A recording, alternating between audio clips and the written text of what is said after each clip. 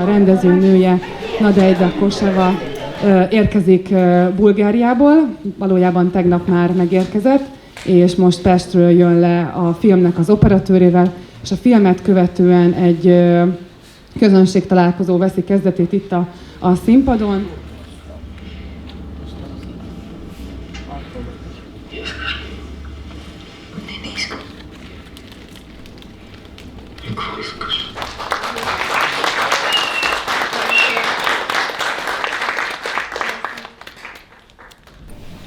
There are countries like India and Ukraine, Országokban, mint India és Ukrajna, which are there is business out of it, üzletként tekintenek erre a béranyaságra.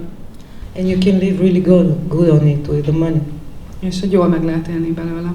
So there are different kinds of stories about the surrogacy.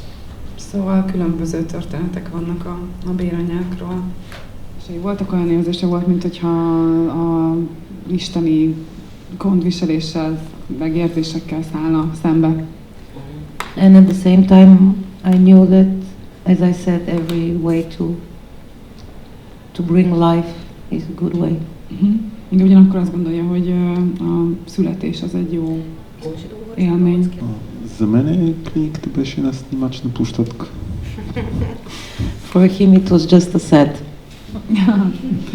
Számára ez csak egy díszlet volt, egy forgatási helyszín. So if Irina is dedicated to my mother, És hogyha az Irinát az édesanyjának szántam, the new one is dedicated to the father I really wanted to have. akkor a következőt egy olyan édesapának, akit nagyon szeretett volna, hogy legyen neki.